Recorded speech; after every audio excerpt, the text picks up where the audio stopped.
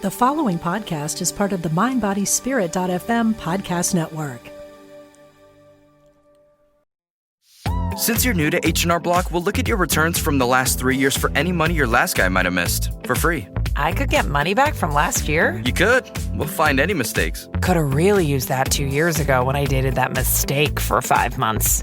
Don't leave money on the table. Switch to H&R Block and get a free Second Look review. Second Look is included at no additional cost with the purchase of tax preparation. Results vary. All tax situations are different. Fees apply if you have us file an amended return. So good, so good, so good. Just in and so good. Thousands of spring finds up to 70% off are at Nordstrom Rack stores now. And that means thousands of fresh reasons to rack. How did I not know Rack has Adidas? Vince, Calvin Klein, Rag & Bone? Obsessed. Why do we rack? For the hottest deals. Save on Madewell, Kate Spade New York, Sam Edelman, Joe's, and more. Great brands, great prices. That's why you rack. Wholeness means to me being in a state of joy. Wholeness means feeling complete, owning my authentic gifts. Wholeness is really connected. Everything is connected to everything.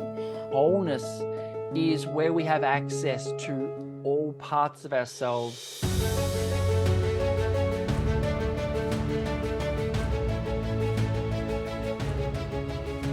This is the card deck it's just a little cute one I got. It's called When My Soul Whispered Oracle deck, and it's a kind of an animal one mixed with other things. But luckily I got an animal. So I was hoping I would pick an animal. But the animal is the butterfly transformation. Ooh. And it says, first of all, an English proverb, just when the caterpillar thought the world was over, it became a butterfly. And I think that's kind of how it feels sometimes, true. Yeah. Many of us dream of transformation. We imagine transforming our lives in some miraculous way, but this is where the dream ends. In order to cultivate growth, you must also be willing to take actions toward it.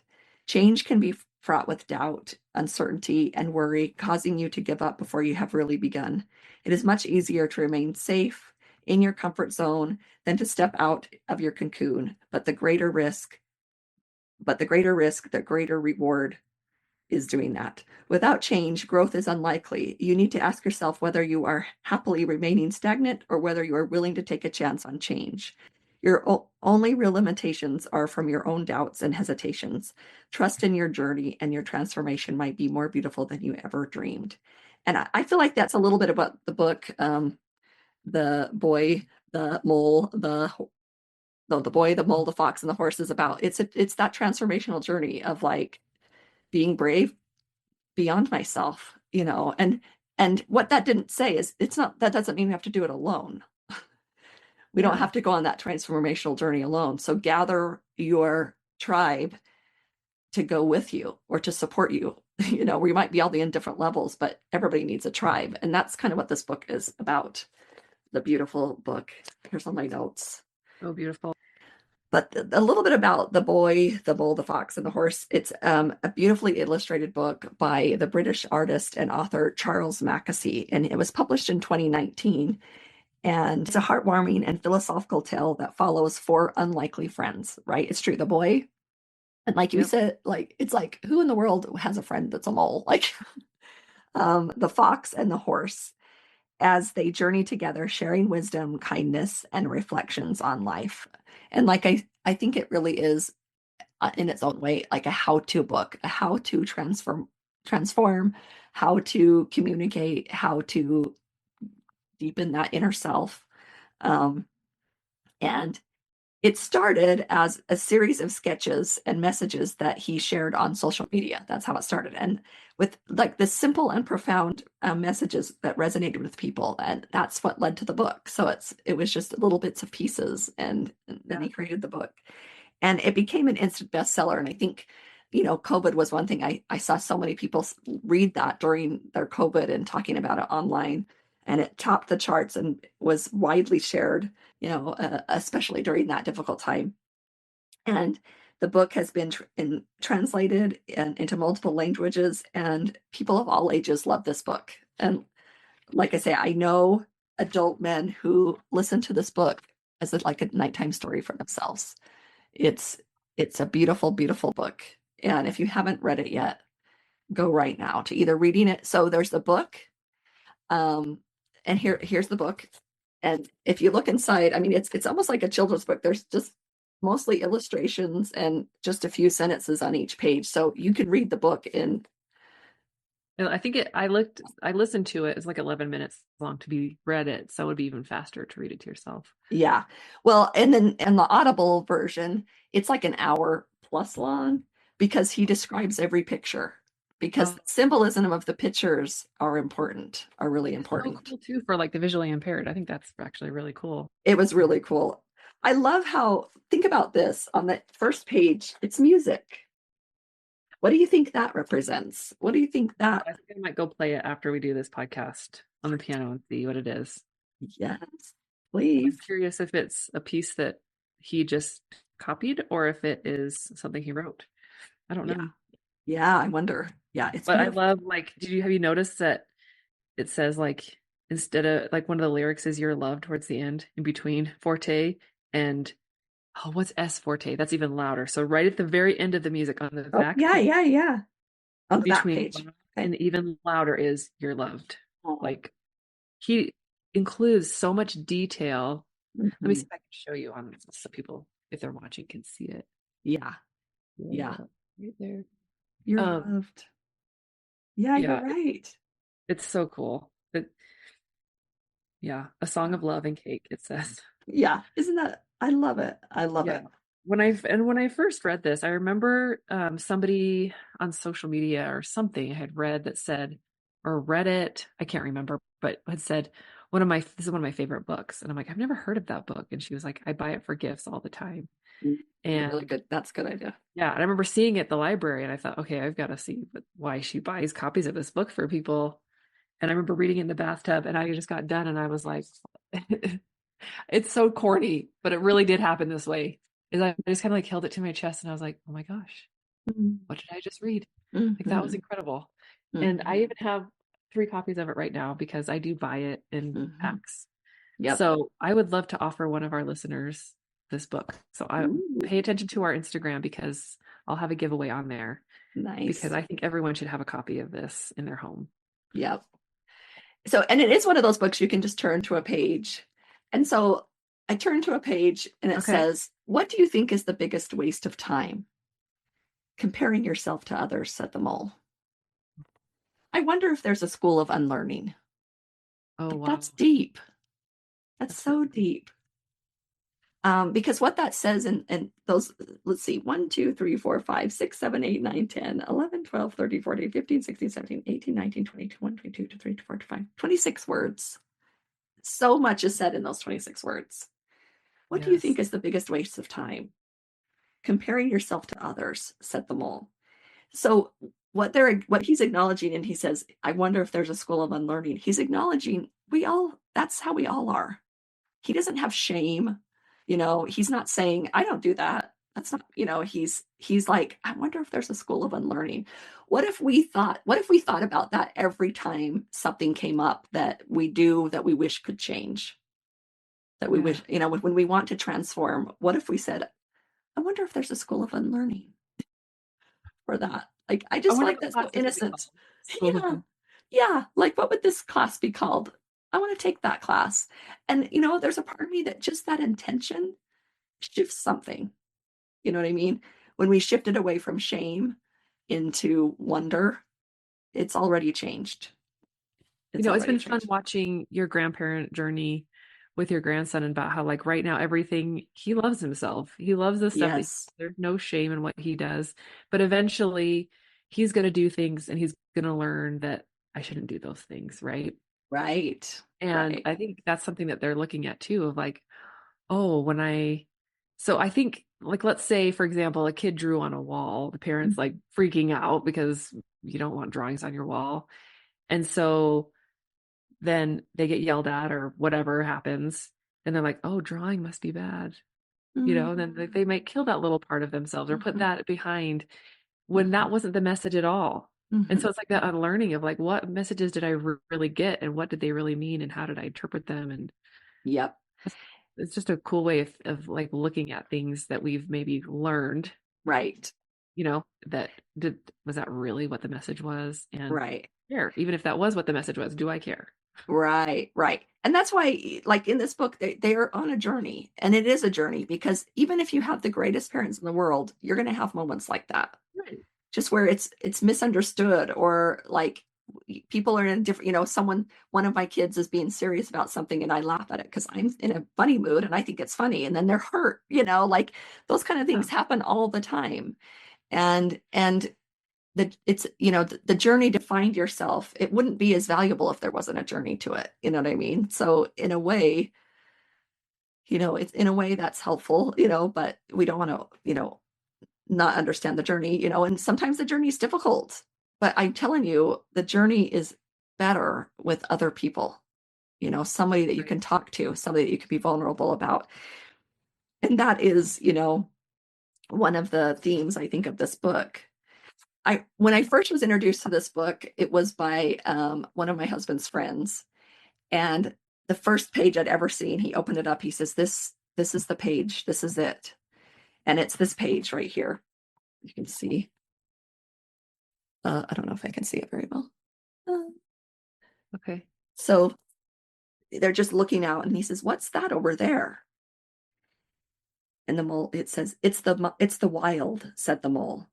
"Don't fear it." Wow.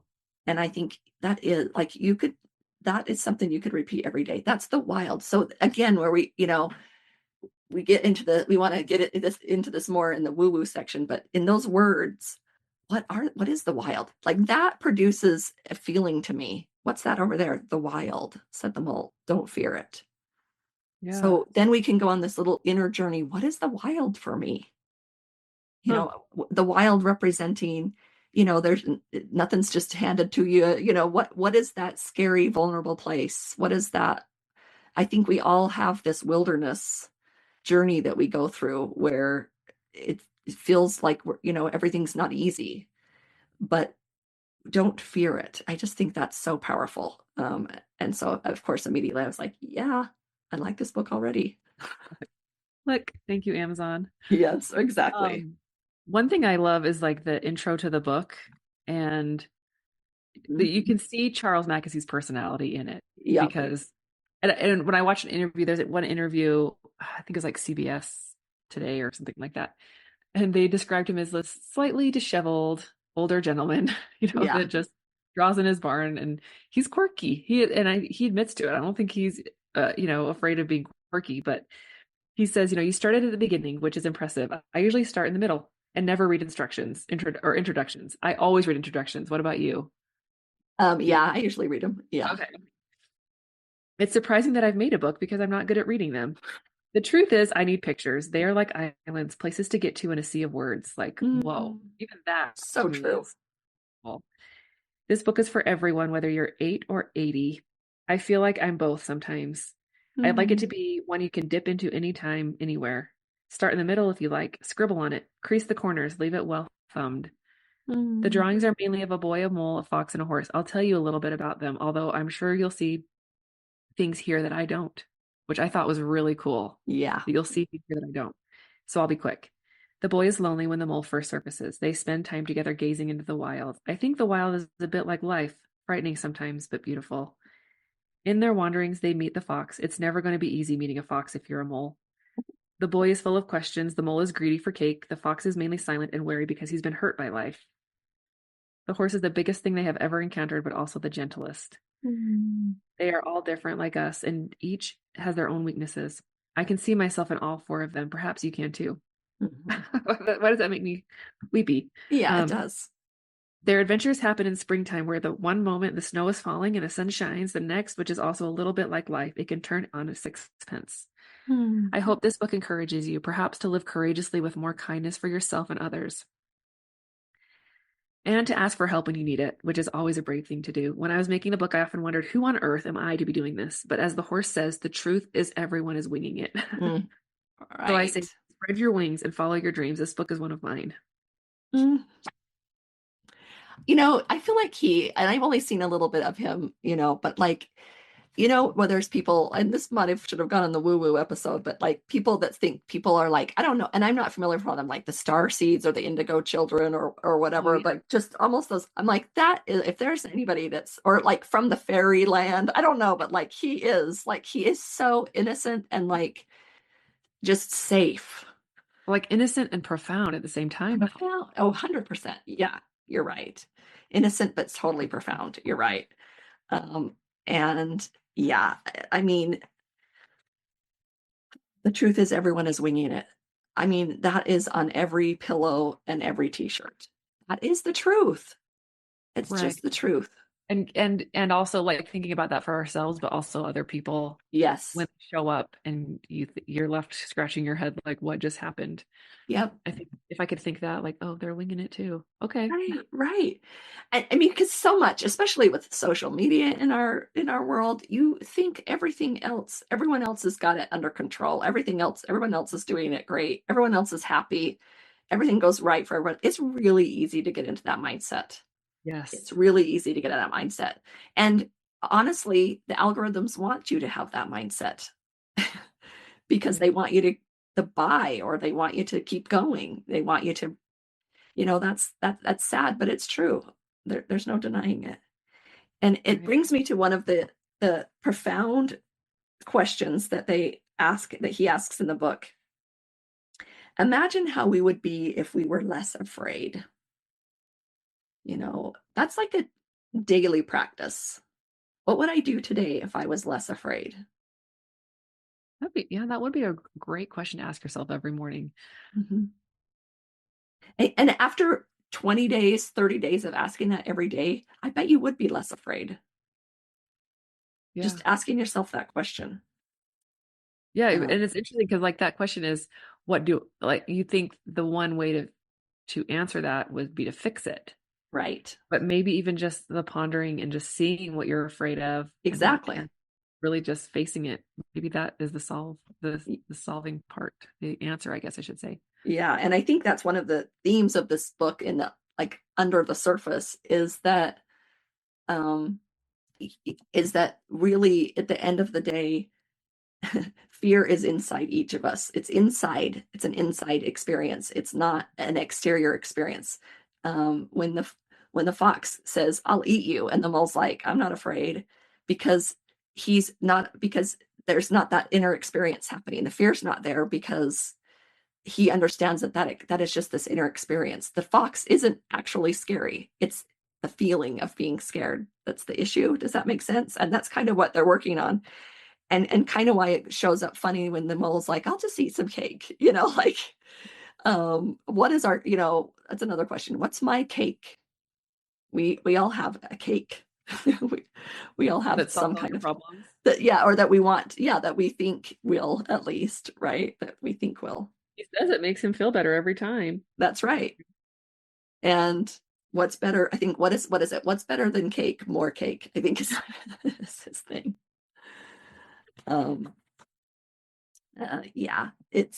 It is just a delightful, delightful book journey. Yeah. What I thought would be a really cool experiment. Yeah. To write down every question that's asked in this book and use those as journaling prompts. Well, let's do it.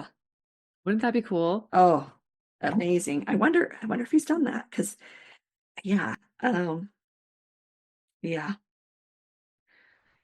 think because those questions are deep. They're deep, and then we move on to the story, and so that's how it feels. It's just it creates such feeling inside. So good. Right. Some of the key themes is kindness and love. Right. The book emphasizes the importance of kindness to oneself and others. It doesn't differentiate between those two things. It doesn't want one to happen at the expense of another. Like, it allows both of those. It wants you to have both of those at the same time. That's the sweet spot. Yes. And then also love is portrayed as the most valuable force in life. And I think it's true. I really think it's true. We talk about it on our Sunday resets all the time, is, this power of love. And I wanted to ask, why do you think this message, those messages of kindness to yourself and others, and that love is a valuable force, why do you think those messages are so intriguing? Because I feel like those messages are what keeps people buying the book more than once, multiple times.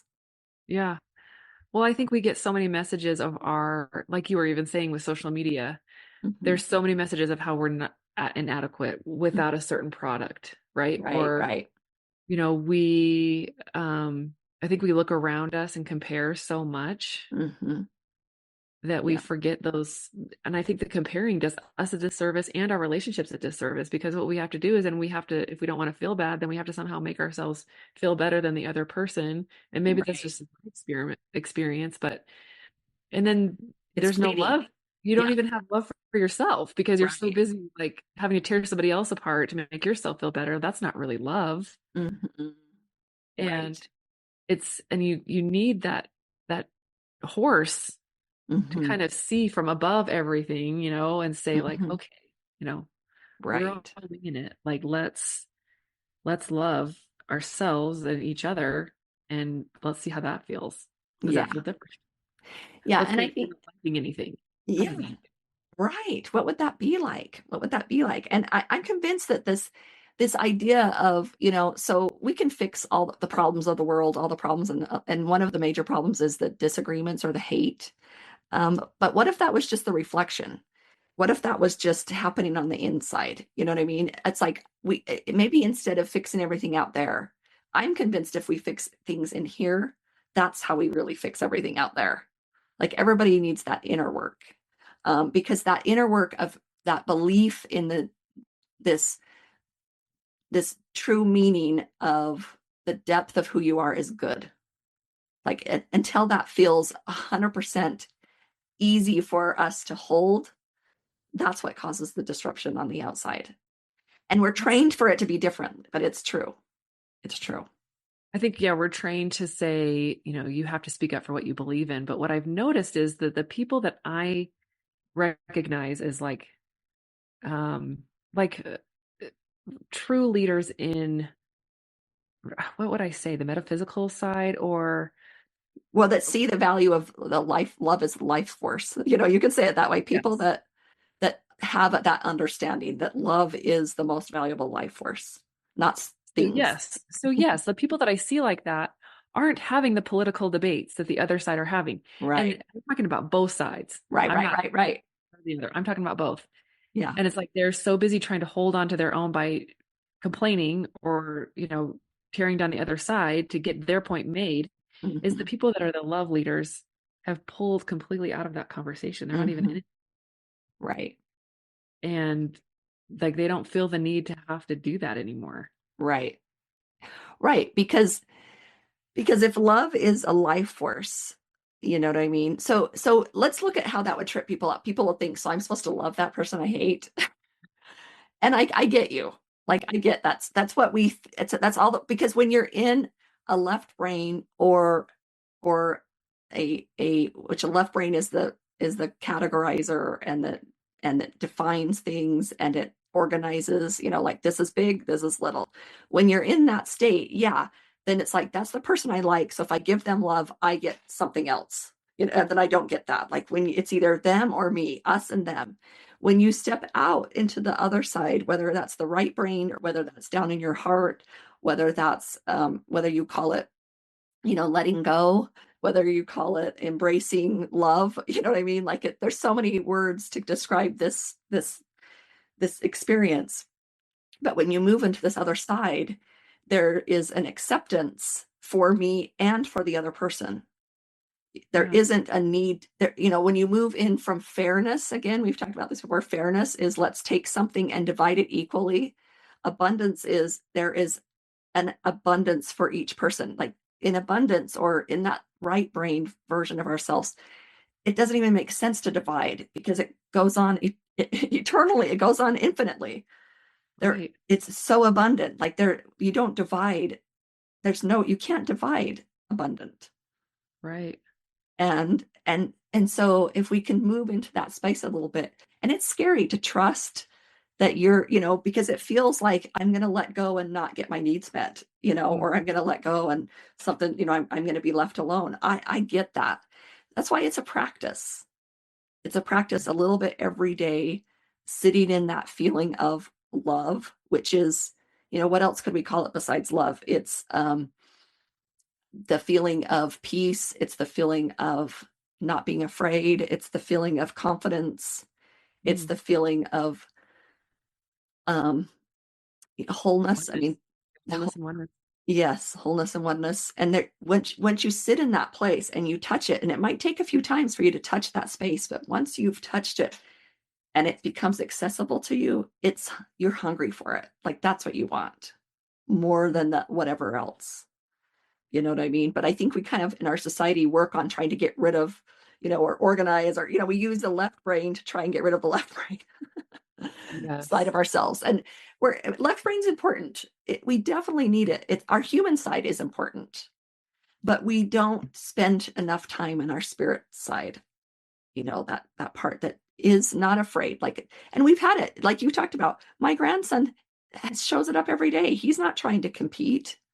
Right. He's not trying to, he doesn't look at himself and like, hey, my body is not exactly right. Or like my gnarly tooth is like really embarrassing. Like he smiles with wide eye, big old smile. That is our nature. We didn't have a left brain, really, not physically left brain, but those functions of the left brain for the first 3 years of our life. Right. The core of who we are really is this expanded version of ourselves. And so whether you want to talk about it in left brain, right brain, whether you want to talk about it mind and heart, whether you want to talk about it human side versus spirit side, it's all kind of talking about the same thing. And what we get being caught on the vocabulary word is the epitome of left brain. Right. The word isn't what we're trying to decide on. It's an experience. An experience. And that's one of the things that this book opens up, those experiences with words in a way that's really magical, I think. Words and pictures. I think. Words, 100%. You're right.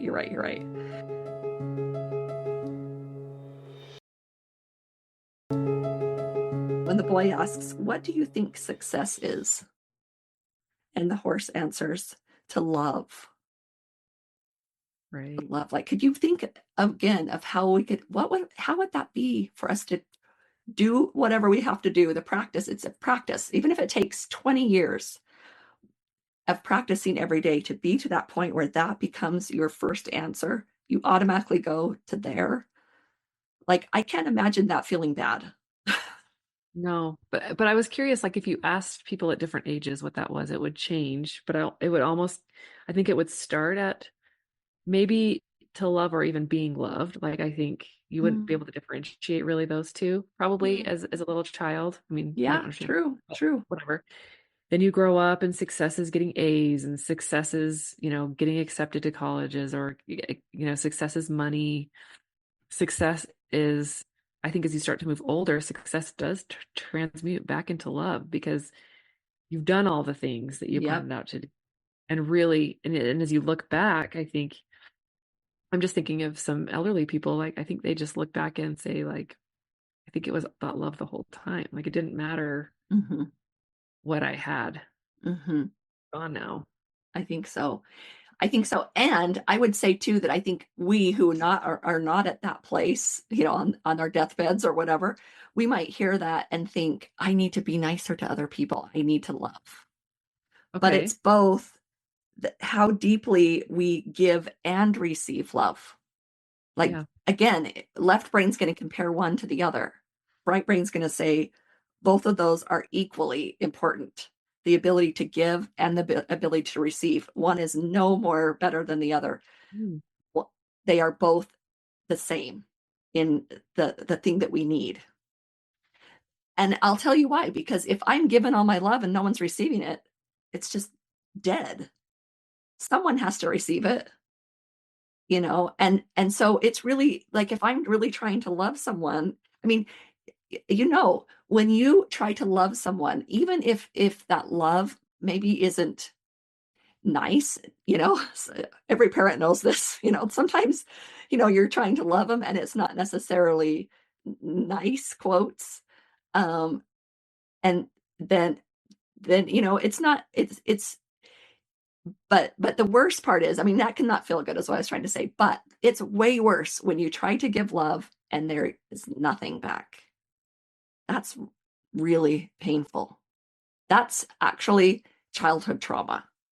I mean, that's the worst kind of childhood trauma, is when that reciprocity is disrupted. That's trauma. Yeah. In fact, I was just talking to a friend yesterday, and she was worried about one of her daughters, and I said that she's going to get traumatized, and I said that might happen, but she's got you, and trauma isn't as much about what happens as having to do it alone. That's where it turns into a long-term trauma. Right. That's difficult to get rid of, so, and you can see it in people that have gone through. I mean, that's the thing, is people will go through these horrific things and then they tell their story, and they've got, especially, or when a whole bunch of people go through something at the same time, like there's an earthquake or something that disrupts everybody, going through it together, it's night and day difference than somebody having to go through something alone. True. So it's one of our biggest changers of our experience is being alone, loneliness. Right. Because it causes the trauma. But I think it was funny when I kind of was thinking about things about this journey that they go on, and how each character kind of carries their own wounds. So the fox is very wary, right? He's very wary. The boy is searching. The mole is a little bit uncertain, or you could say, even with his cake, you could make the argument that he kind of dissociates. That's how he kind of dissociates when things get tough or whatever. But love in the form of kindness and understanding softens their fears and really makes them heal. By the end of the book, they all are a little more themselves.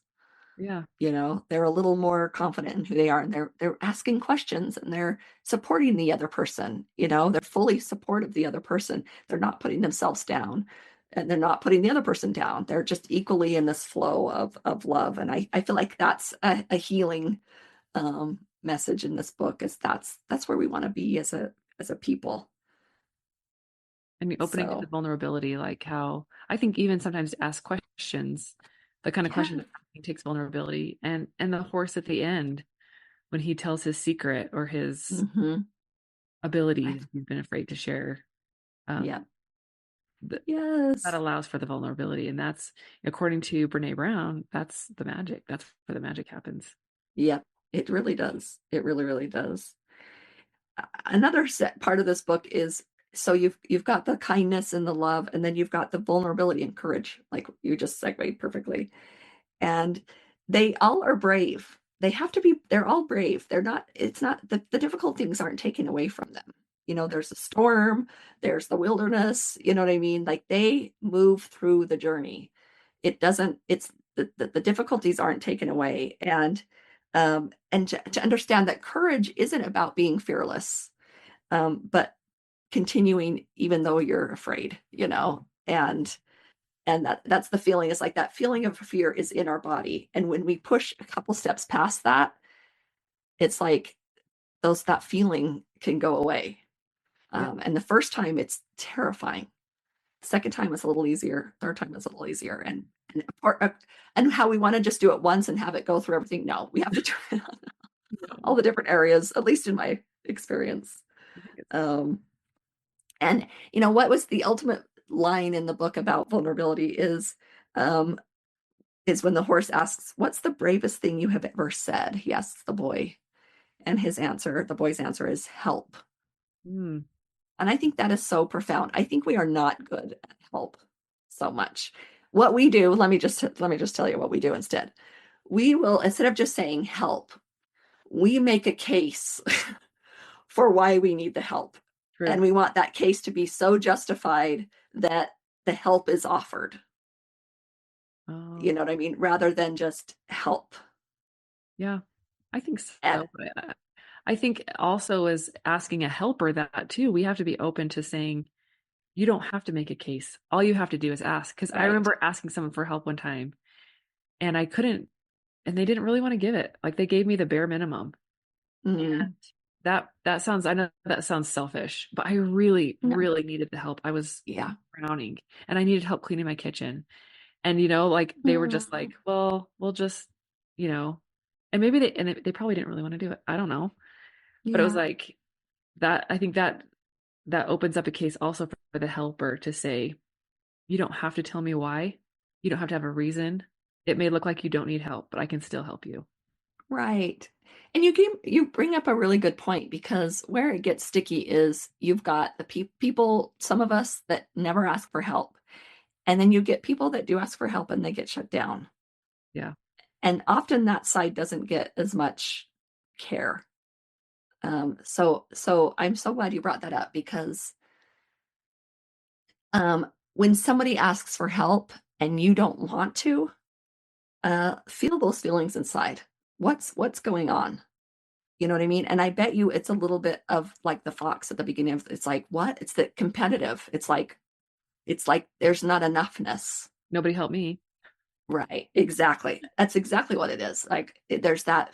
And you know, those can be really important lessons, because when like I say, when you touch that side of this openness where there is enough, where we don't have those comparisons anymore, we don't have those, there's not a need or a desire to have an equality measuring cup going around, you know what I mean? Yeah. Then it's like, you know, and also, like, if you can't help, wouldn't it be great too if somebody was like, I can feel feelings inside that are help, you know, they're kind of, I'm feeling something, you know, like this is kind of hard for me, and take ownership for those feelings rather than dispose them onto the other person to make the other person feel bad. Right. Like, if you can't help, be honest about it. Don't make a case. Again, it's that same kind of thing. They're making a case so that you, as asking them for help, is like, oh, well then, yeah, you shouldn't help. Yeah. Like, just say, I would love it. I mean, in my dream world, it's like, my ego won't let me. Because that's the truth. That is the truth. Yeah. My ego won't let me. Yeah. And I would have a lot of respect for somebody that just allowed that to be their answer rather than, well, because that it's behind those words of, well, like if the energy of that is so yucky for both sides, because it's just, you know, it's just fluff. It's like, that's not even the truth of what's happening here. You know what I mean? So yeah, that's a good point. And, you know, the last thing about vulnerability and courage is that we've talked about this before. The truth is everyone is winging it. Yes. That's the sign of that. And it's like, could we all just really, really understand that is 100% true. 100% true. I kind of wish that, like, you know, like the old fashioned cash registers, when you push a button, the little thing would pop up. Remember those? Mm-hmm, mm-hmm. I was just thinking of a recent occurrence that I had at work, and this lady came in and she was so demanding, and I was just like, lady, you know, and I wish that little thing could have popped up and said, remember, she's winging it. Oh yeah. Right. You know? Right. And just allow me to like pull it out of it. Like, it really has nothing to do with me. Right. And going through something, and you know, she's winging it. And so are you, Chalene, by the way. Exactly. I was just going to say, and you're feeling upset about it. And guess what? You're winging it. I know. It's so You're true. winging it. Yeah. That's so cute. I love it. I love it. Another theme, of course, is friendship and connection. You know, connection is one of my favorite words. Yes. And one thing that's really, you know, under the surface, it's not overt, but the characters never try to fix one another. You're right. They simply accept and support. And how often do we say, like, well, you should do this? You know, like Right. the boy coming for example, like when the mole was trying to free the fox or whatever, and the fox is like, I'm afraid. The boy said, oh, don't worry, I'll do it. He won't eat me.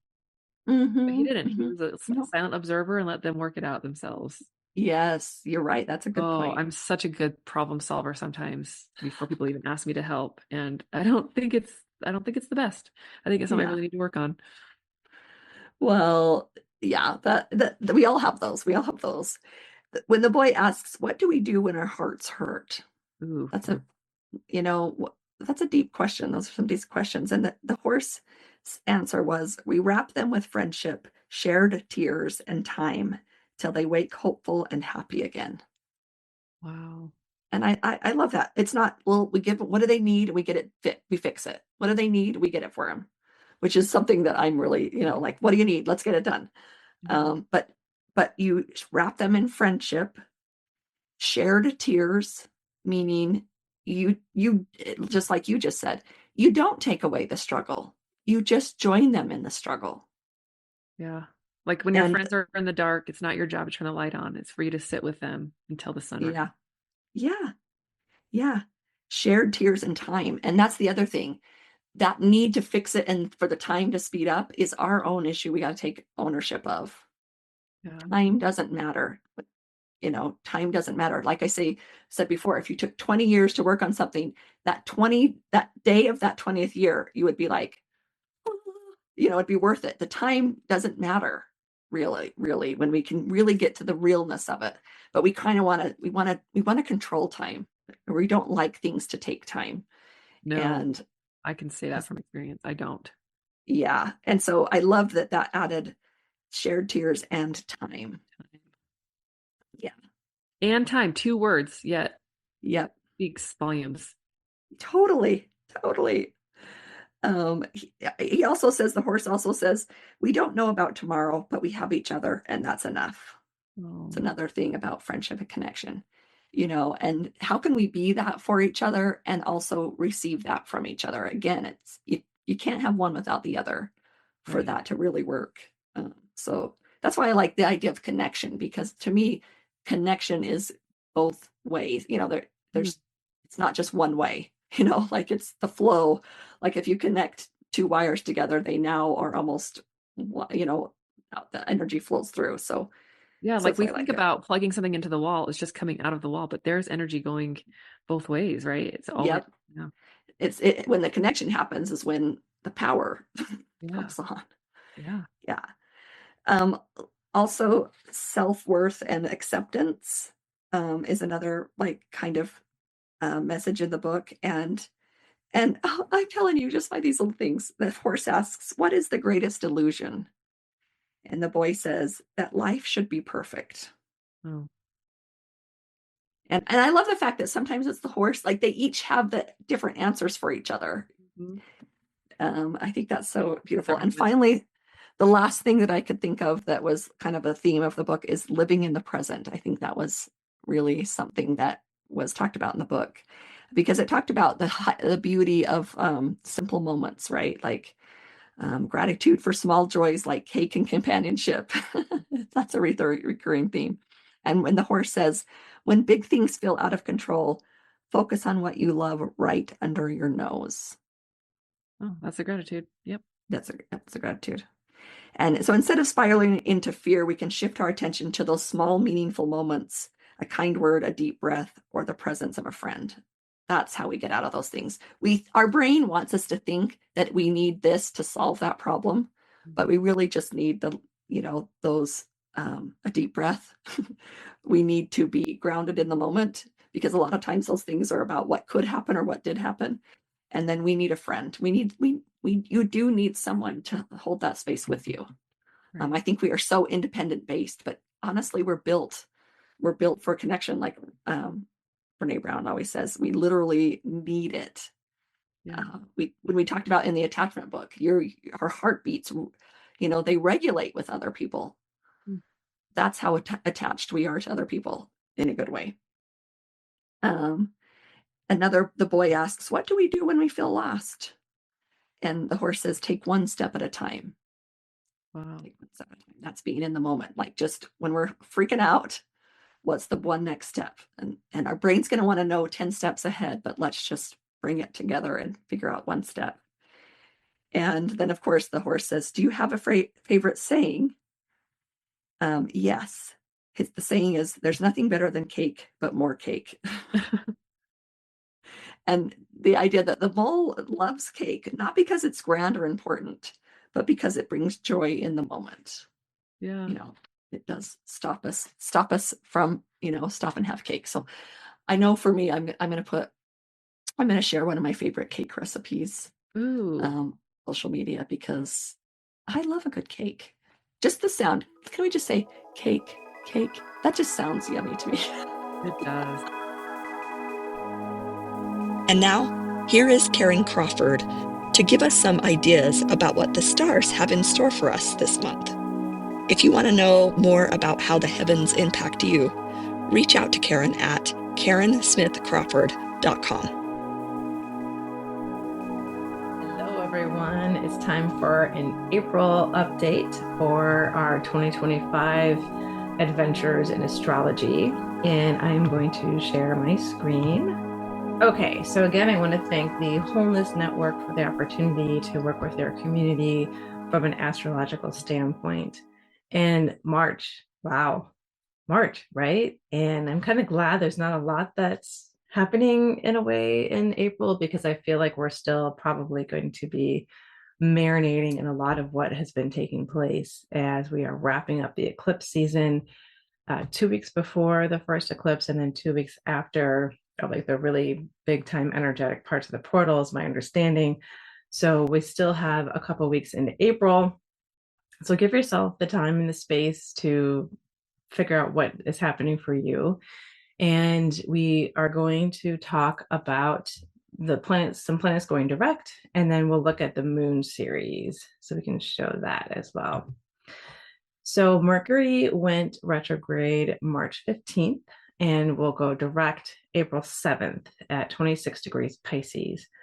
So that's about a 23-day retrograde period. And during those times, it's great to think on that email one more time, or to really take your time at crafting that text, being careful with travel plans, making sure that you have checked all your boxes. So this is a great time to kind of work on your communication skills. So as we move forward in the rest of April, because Mercury goes retrograde about 4 times a year on when the retrogradation happens, it's just a great time to just get clear on what we want to say, what we want to do, that reminder to take our time. And then we also have Venus. She went retrograde March 1st. And one thing I don't think I mentioned in my March podcast is that we had a Venus star point. And when Venus is in her inferior part of her journey, when she's going retrograde, she touches the sun. And when you're within 17 minutes of the sun, it's considered Cazimi, it's in the heart of. And so you kind of picture it like the sun's this, big, muscular dude on this golden throne. And, the planets come and they sit on his lap and they whisper in his ear. Now, I don't really see how Saturn sitting on the sun's lap would work like that, but it's going to work with Venus. So we're going to picture Venus sitting on the sun's lap and whispering secrets into his ear. And there's this magnification of love and beauty and value that we have for about a 24-hour period.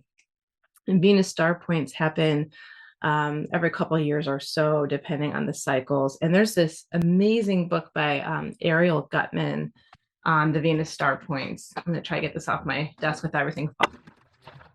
Yeah, things fell. It's okay. That's life, right? So here is this book. It's really, really good if you want to explore more about the Venus star point by Ariel Gutman. Okay, nothing seems to be majorly broken here, so we're okay. Let's keep going. So when Venus goes retrograde, a great time to reflect on our love, how we meet people's needs, how we get our needs met, friendships, our values. Money is something that Venus is connected with as well. And so this will be ending for us April 12th. And so, in Venus is interesting because, Mercury doesn't really love being in Pisces because, he would prefer to be in Virgo, where he has rulership of his sign. And, Venus doesn't really love being in Aries. So I did this warrior AI generated image of Venus for us. But I think it's a great chance for us to think about the things that are difficult and how we can step forward with them, making the best of things, because I'm an eternal optimist, right? So that's that. And then we have the full moon in Libra, and that will be happening on April 12th at 8:21 p.m. I set it for my location in Stowe. So when you look at this chart, it's not really, don't worry about the houses, because it's really more how the planets are interacting their aspects. So we'll have the sun at 23 degrees Aries, with the moon opposite the sun here. And interestingly enough, Chiron is like super close, right? 23 degrees and just 19 minutes away from the sun. And when we have, Chiron, we talk about Chiron being the wounded healer. The story is that when he was, first born, he didn't look so hot. His mom rejected him, took him to a cave, had somebody else raise him, and turned herself into a tree. But Chiron became this amazing Renaissance, where he like learned astrology and medicine and just all these things, so brilliant, and worked on that wound, that immortal, he was hurt in his immortal part of his body. So it's kind of like, okay, so how do I deal with chronic pain? How do I deal with this thing that's really hard for me to heal? And I feel like anybody who's human has some sort of understanding of a Chiron wound. But it's about, with Chiron and Aries, is about our identity. It's about how do we assert ourselves. And so with the sun, right, with the Chiron next to the sun, this full moon might be revealing something about that for you. And we also have the planet Mars in a square aspect to the sun. So the sun is squaring Mars here. So there could be some feistiness, some fieriness in the sky, asserting yourself, maybe goal-oriented. Those are things that Mars is really known for. And so there's this, when we have three planets, opposing and squaring each other, this kind of dynamic, it can feel a little tense, perhaps. So just be mindful of what you're saying, how you say it. It's a great time to look at things you might want to heal, and hopefully maybe the eclipse season might have brought something to your attention. And if not, that's fine too. It may just not be affecting your chart in a super personal way. And then coming up April 27th, 3:30 p.m. Eastern time, we have the new moon in Taurus at 7 degrees. And so really, when you're looking at these charts, 7 degrees, we have the fixed signs that are important. So, if you have 7 degrees fixed, and you could do plus minus 2 degrees or so. So if you have anything at 5 degrees, Taurus 46 minutes, up to like 9 degrees, Taurus 46 minutes, that's the window that would be potentially affecting things. And we also have Mars again. They're kind of moving within interesting speed of each other. So we again have Mars squaring the sun. And we also have Pluto involved in this. So this is another 3 out of 4, because we have, with the modes, we only have 3 different modes. And we have the opposition between Mars and Pluto, which happened earlier in 2024. And typically when Mars and Pluto are opposite each other, it can be something explosive or volcanic potentially. So when I was preparing this talk, I was thinking about the song Peter Gabriel's Digging in the Dirt. That's kind of the way this new moon feels to me. So perhaps being there, moving towards some sort of brave healing, things that we're kind of afraid to dig into, but it's like the time, I feel like, to dig into these things, and also being patient with the collective, because there's a lot of things shifting and going on. I mean, in the United States, holy cow, since mid-January, it's been quite the ride. So recognizing if there's a lot of resistance to things as they are, maybe finding ways that we can bring joy into our lives to keep our vibration high. And that is actually, it's a short presentation this time, so I'm going to stop sharing my screen. And I just want to show you, I'm taping this at the last week of March. My birthday is in the last week of March. And my friend, who is absolutely amazing, gave me these beautiful, I don't know if you can see it, the blurring effect, bummer. But there's this cute little cloud with raindrops, and this cute little sun, and this cute little rainbow. And you can write a little note on and put it in your book. It's called a book buddy.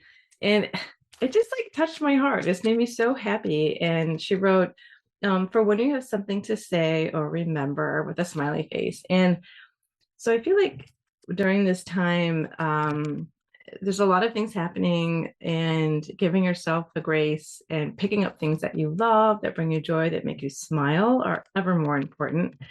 And we'll see you back for May.